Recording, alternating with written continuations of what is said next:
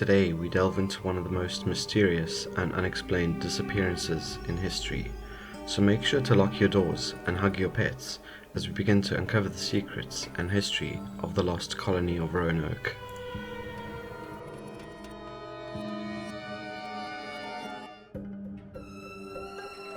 In 1578, Queen Elizabeth I gave Sir Humphrey Gilbert a charter to explore and colonize unclaimed territories in the New World. In 1583, the English, led by Sir Humphrey Gilbert, briefly claimed St. John's, Newfoundland, as the first English territory in North America with the approval of Queen Elizabeth I. However, Gilbert was lost at sea on his return journey to England. After Gilbert's death, the Queen divided the charter between his brother and half-brother. Adrian Gilbert got the patent on Newfoundland and points north, while Sir Walter Raleigh got the lands to the south. Raleigh's charter included a provision that required him to establish a colony by 1591, or else forfeit his right to colonization. The expectation was that Raleigh would create a base from which privateers could launch attacks on Spanish treasure fleets. Raleigh began organizing an expedition to investigate his newly acquired territory. The fleet set sail from England in 1584 and was composed of 2 barks. The voyage headed south to take advantage of trade winds that carried them towards the West Indies. On the 4th of July, land was spotted at Cape Fear, and the fleet sailed north until reaching an inlet north of Hatteras Island. The Secretan tribe, who held power over Roanoke Island, quickly established friendly relations with the English upon their arrival. After returning to England in the fall of 1584, Amadis and Barlow gave reports about the hospitality of the tribes and the strategic location of Roanoke. Raleigh gave descriptions of the region as a bountiful land, akin to the Golden Age and the Garden of Eden. Impressed with the results of the expedition, Queen Elizabeth knighted Raleigh in a ceremony. She named the land Virginia and proclaimed Raleigh Knight Lord and Governor of Virginia. Raleigh initially planned a military-focused expedition for his first colony in Virginia, which aimed to explore and assess the region's natural resources. About 600 men were dispatched, with half of them meant to stay at the colony. Sir Richard Grenville led the mission, while Ralph Lane was appointed as the colony's governor, and Philip Amadis as the admiral. The team also included non-military personnel, including a metallurgist, a scientist, as well as John White, who was an English colonial governor, explorer, artist, and cartographer.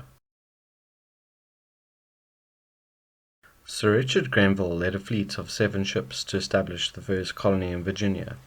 The flagship, Tiger, was a galleass with Fernandez as pilot. The flyboat, Roebuck, the Red Lion, and the Elizabeth. Additionally, there were 2 small pinnaces, and Raleigh's personal ship, Dorothy. The fleet set sail from Plymouth in 1585. It was not long until they were met with a severe storm off the coast of Portugal. The flagship Tiger was separated from the rest of the fleet, and one of the pinnaces was lost to the depths of the sea. The remaining ships were to reunite at Musquital, the precise location of which is uncertain. Tiger continued on its own and reached the rendezvous point ahead of the other ships. While waiting for the rest of the fleet to arrive, Grenville set up a base camp for his crew to rest and prepare for the establishment of the new colony. Lane's men used this time to practice building fortifications, which would be crucial for the colony's defense. The crew also constructed a new ship to replace the one that had been lost, using local lumber and forged nails. The rest of the fleet did not make it to Musquital as planned. By mid-June, Roebuck, Red Lion, and Dorothy arrived at the Outer Banks, with Red Lion leaving about 30 men on Croatoan Island before departing. The fleet arrived at Wacoon Island and sailed through an inlet, but Tiger struck a shoal which ruined most of the food supplies and nearly destroyed the ship.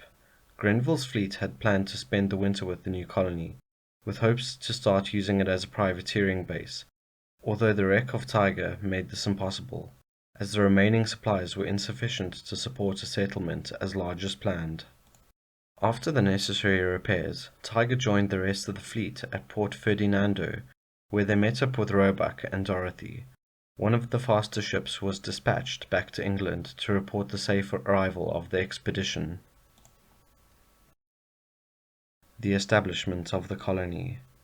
Due to the loss of provisions, Grenville decided that Lane's colony could only support around 100 settlers, far fewer than originally planned. This would be sufficient to achieve the colony's goals until a second wave of colonists and supplies could arrive with another fleet. Until a resupply mission could be arranged, Lane's colony would have to rely heavily on the goodwill of the indigenous population. Grenville led an expedition to explore Pamlico Sound and visit the Secretan villages. The expedition provided Harriet and White with a chance to study the Native American society in detail. Harriet conducted an extensive survey of Virginia's inhabitants and natural resources, while White made numerous illustrations of his new surroundings. After the first exploration, it was reported that a silver cup had gone missing.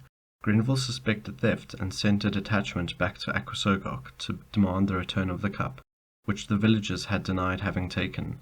The English decided to take severe retribution. Amadis and his men burnt down the entire village, destroying its crops and forcing the Native Americans to flee. Lane started building a fort on the northern side of the island. Although there are no surviving depictions of the Roanoke fort, it is believed to have been similar in design to the one at Musquetal. In 1585, Grenville departed for England aboard the Tiger. During their journey they raided a lone Spanish galleon near Bermuda. The ship was carrying a vast amount of treasure. The wealth obtained from the captured ship was enough to make the entire Roanoke expedition profitable. 107 men remained at the Roanoke colony after the departure of the Roebuck on the 8th of September 1585. Along with Lane, this brought the total population to 108.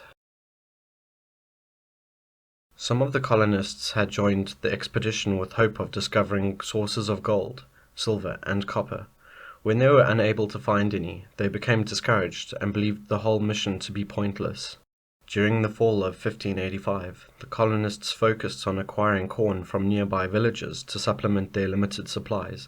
It is likely the colonists depleted most of their food stocks by October, and the resulting lack of food variety contributed to their low morale. During the winter of 1585 to 1586, an expedition was sent to explore Chesapeake Bay. The party established contact with the Chesapeake villages. Meanwhile, Harriet and Gans explored the Virginia territory, making contact with the Native American tribes and conducting surveys of natural resources.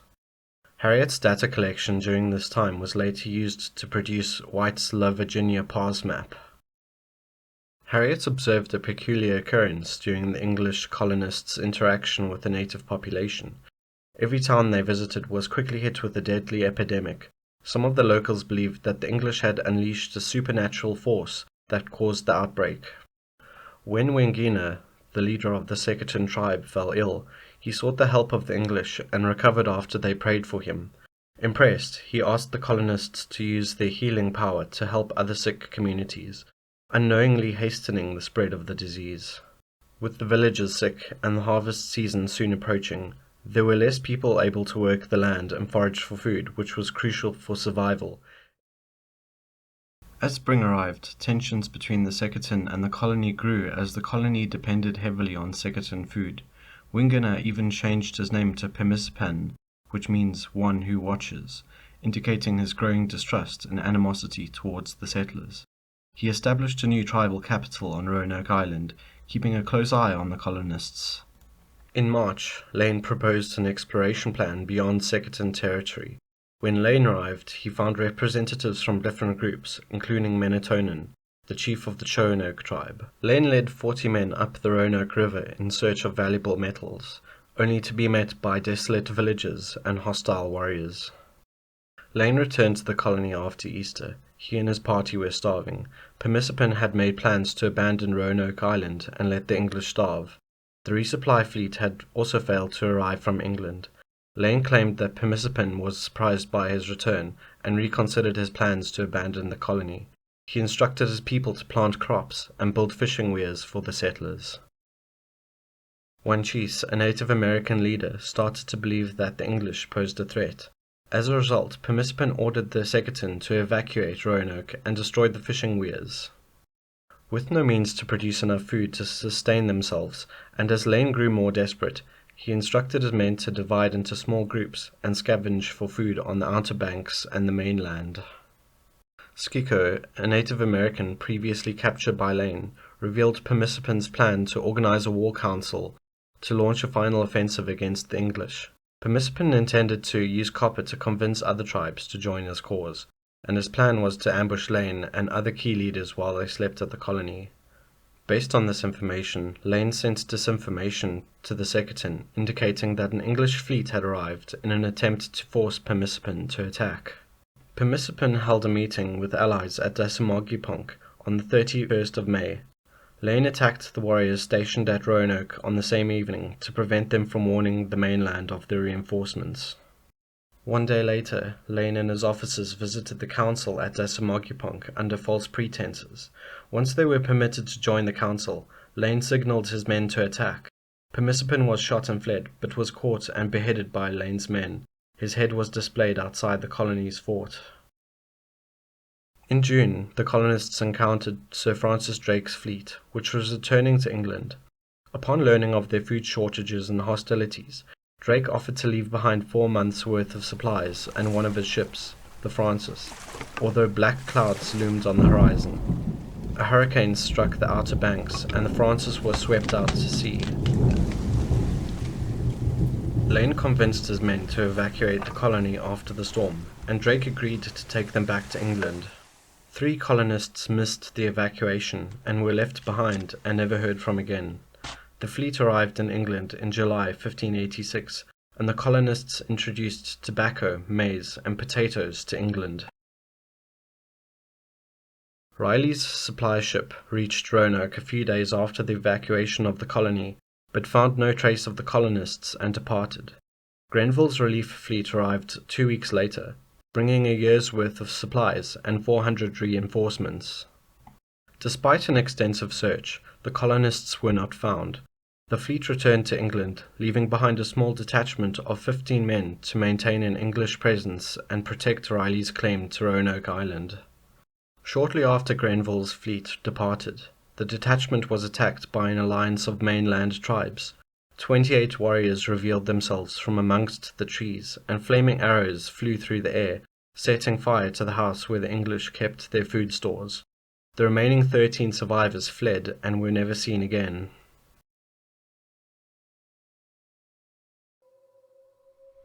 After the failure of Lane's colony, Riley was convinced to make another attempt. However, Roanoke Island was no longer considered a safe option. Hackley had suggested Chesapeake Bay as the site for the new colony. In January of 1587, Raleigh approved a charter to establish the city of Raleigh, with White as governor. The group consisted of approximately 115 settlers, including women and children. There was no organized military force this time around. White's pregnant daughter Eleanor and her husband Ananias Dare were also amongst the colonists. The expedition set sail from England with 3 ships, the flagship Lion, commanded by White and piloted by Fernandez, a flyboat, and a full-rigged pinnace. The flagship and pinnace arrived at Croatoan Island. Governor White intended to take 40 men aboard the pinnace to Roanoke, where he would consult with the 15 men stationed there by Grenville, before continuing on to Chesapeake Bay. However, once he boarded the pinnace, one of Fernandez's representatives ordered the colonists to disembark, leaving the colonists stranded on Roanoke Island, possibly fearing Spanish attacks on the ships, as war had recently broken out between England and Spain. The next day, White's party arrived at the site of Lane's colony. They found the fort dismantled, the houses abandoned and left in disarray, with items strewn about as if the previous settlers left in a great hurry. Once bountiful gardens left overgrown with melons. White observed no evidence that Grenville's men had ever been there, except for the human bones believed to be from one of the settlers. Once the flyboat arrived on the 25th of July, all the colonists disembarked from the ships. As twilight drew near, a colonist by the name of George Howe went out in search of crabs in Albemarle Sound. The mist began to grow thick in the air, with the smell of the seaweed being dispersed in the air with the crashing of the waves. Howe continued foraging until he suddenly felt he was no longer alone in his search for prey. He was later found to have been killed by an unseen force that was lurking in the mist. White sent a representative, Stafford, to re-establish contact with the Croatan. The Croatan informed them about how a group of mainland tribes had attacked Grenville's detachment. The colonists attempted to negotiate a truce, although it proved unfruitful. On the 9th of August, White led a preemptive strike on Dassamagipong. However, the enemy had withdrawn from the village, and the English mistakenly attacked Croatan looters. Manteo helped smooth the relations between the colonists and the Croatan. As a result, Manteo was baptized and given the title Lord of Roanoke and Dassamagipong for his services to the colony. In August of 1587, Eleanor Day gave birth to a daughter who she named Virginia, as she was the first Christian child born in Virginia. Marjorie Harvey gave birth to a child shortly after, although nothing else is known about her child. The colonists were facing a severe shortage of fresh water. They had to rely on rainwater and nearby streams for their drinking water, but during times of drought, they were often left without any water at all. With the stormy and unpredictable weather on the island, hurricanes, and other natural disasters, the colonists had to contend with flooding and crop damage. The colonists were also plagued by disease, which was rampant in the unsanitary conditions of the settlement. Many colonists suffered from dysentery and typhoid fever, which were common in the 16th century. Many Europeans of the time believed in magic, witchcraft, and other supernatural powers, and it is likely that some of the colonists held similar beliefs. The local Native American tribes had their own beliefs and practices related to the supernatural, which may have influenced the colonists' perceptions of the island and their experiences there. Governor White was convinced by the colonists to return to England to explain their dire situation and seek help in form of additional settlers, as well as tools, seeds, and other supplies desperately needed for their survival. Although reluctant, White departed with the fleet, leaving his pregnant daughter and her husband among the settlers. This group of settlers would later be known as the Lost Colony, never to be heard from again. White returned to England on the 5th of November 1587, was met with news of the Spanish Armada's mobilization for an attack, and Queen Elizabeth's order prohibited any ships from leaving England as they were to be used in the upcoming battle. In 1588, White joined a fleet led by Grenville to attack the Spanish in the Caribbean. They were delayed by treacherous weather, and Grenville had to stay in England to defend against the Spanish Armada. 2 unsuitable ships from Grenville's fleet were given to White for his Roanoke supply mission. The ships set sail, but were attacked by French pirates near Morocco, resulting in the deaths of nearly 24 crew members and the looting of supplies destined for Roanoke. The ships had no choice but to return to England. After the defeat of the Spanish Armada in August, England continued to prohibit shipping to concentrate on preparing a counterattack against Spain in 1589. Governor White was not authorized to attempt another resupply mission until 1590. White joined a privateering expedition in the summer of 1590, organized by John Watts, which would raid Spanish outposts in the Caribbean. The flagship Hopewell and the Moonlight would take White to Roanoke Island. On the 12th of August, Hopewell and Moonlight arrived at Croatan Island. The next day they investigated smoke on the southern end of Croatan, but found nothing. On the 17th of August, White's party reached Roanoke Island, but arrived only after nightfall and decided to not risk coming ashore. The following morning they found fresh tracks and the letters CRO carved into a tree. At the site of the colony, they found a palisade fortified area with Croatoan carved onto one of the posts, and the houses dismantled, looted, and boats vanished. Hopewell's anchor cable snapped and was forced to abandon the search mission.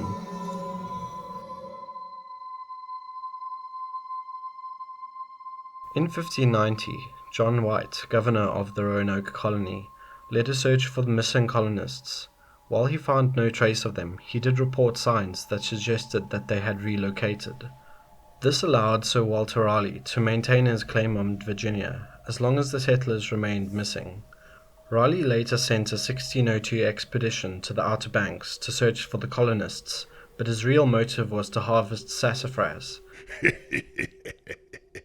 In 1603, Raleigh's involvement in the main plot led to his arrest for treason, and thus ended his Virginia charter. In 1603, Bartholomew Gilbert led an expedition to find the Roanoke colonists. Almost as if they had been cursed, blustering wind and violent waves forced them to land near Chesapeake Bay, where Gilbert and his team were killed by Native Americans and left to the barnacles. The remaining crew returned to England without any new information about the lost colony.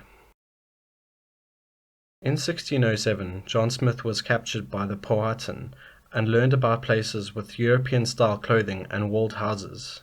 He made a map with labels for these villages, called the Zugnia map, and sent it to England. Smith also searched for the lost Roanoke colonists, but found nothing. William Strachey arrived in Jamestown in 1610 and returned to England by 1612. Among his findings, he wrote about the slaughter at Roanoke, suggesting that the lost colonists had lived peacefully with the tribe beyond Powhatan territory for 20 years, until the Wahousenshah attacked the colonists at the recommendation of his priests, and only 7 English survivors fled up the Chowan River. Sea traffic through Roanoke Island declined in the 17th century due to hazardous waters in the Outer Banks. By 1672, the inlet between Hatteras and the Croatan Islands had closed, creating Hatteras Island. In 1701 to 1709, John Lawson explored northern Carolina and visited the Hatteras people. Lawson found evidence of English culture on the Hatteras, including claims of white ancestors with grey eyes. He theorized that members of the 1587 colony assimilated into the community. Lawson also reported finding the remains of a fort, English coins, firearms, and a powder horn on Roanoke Island. After John Lawson's 1701 investigation, the research into the disappearance of the lost colony dwindled until the 19th century. After Lawson's investigation in 1701, he had found ruins on Roanoke Island. However, by the 1860s, the fort had deteriorated and was described as a mere earthwork with holes dug nearby in search of relics. The area suffered further damage during the production of the 1921 film The Lost Colony and road construction, but has since been designated a National Historic Site. The earthwork was reconstructed in 1950 in an attempt to restore its original size and shape. Archaeological research on Roanoke Island started in 1887 when a Native American burial site was discovered. An excavation was organized in 1995, and a ring was found in 1998 that appeared to be a gold signet bearing the heraldry of a Kendall family in the 16th century. However, X-ray analysis in 2017 proved it was brass, not gold, and could not be conclusively associated with the Roanoke voyages. Few human remains have been discovered at the lost colony sites. Shoreline erosion is another challenge, and it is likely that portions of the settlements and any artifacts are now underwater. When the Love Virginia pass map was examined, 2 corrective patches were noticed by researchers. They found that one of the patches covered a symbol on the map that represented a fort at the confluence of the Roanoke and Chowan rivers. When a team prepared to excavate where the symbol indicated, the name Site X was suggested because of its significance. Tudor pottery and weapons were found at Site X, indicating that a small group of colonists might have resided in the area. However, researchers must convincingly rule out the possibility that these finds were brought to the area by the Lane colony or the trading post established in the 1650s. Researchers concluded that an extreme drought took place in tidewater between 1587 and 1589. They measured growth rings from bald cypress trees and found out that the 1587 growing season was the worst in an 800-year period, which may have forced the colonists to extreme measures or to relocate in an effort to survive. Projects attempting to establish a genetic link between the colonists and potential Native American descendants were beginning using Y chromosome and mitochondrial DNA testing. Although the main challenge is obtaining a genetic point of comparison, so far no remains or living descendants of the lost colony have been identified. Some think the missing Roanoke colonists might have assimilated into Native American tribes. Historians believe this to be the most likely scenario, but it's unclear which tribe they might have joined. The Croatan are a possibility. Reports of encounters with pale-skinned, blonde-haired people among various Native American tribes have been attributed to assimilated lost colonists. While it is possible that the colonists attempted to set sail for England in the pinnace, there is little evidence to support this theory. No wreckage or debris from the ship has ever been found, and it seems unlikely that all the colonists would have perished at sea without leaving any trace behind. Additionally, it would have been a risky and difficult journey for them to make.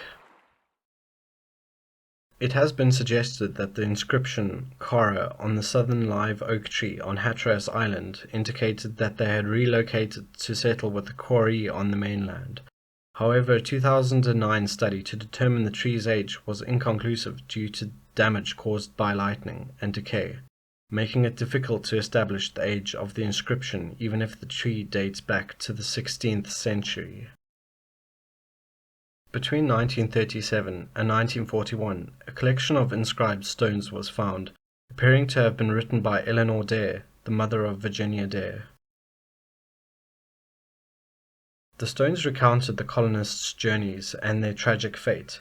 Most modern historians consider the stones to be fraudulent, as investigations linked to all but one of the stones to a stonecutter named Bill Eberhardt. Some experts believe that the first stone may be genuine, as it differs from the others based on linguistic and chemical analysis. People have reported seeing apparitions of the lost colonists wandering around the island.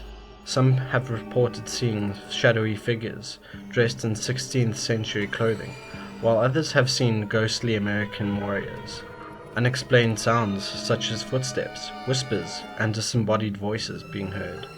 There have been reports of objects moving on their own, doors opening and closing by themselves, and other unexplained phenomena that may suggest poltergeist activity. Some people have claimed to see strange lights hovering over the island, particularly near the site of the lost colony. Shadowy figures have been seen moving about in the darkness, often disappearing when approached. These experiences add to the eerie atmosphere and mystique surrounding Roanoke Island, and the secrets it still holds to this day.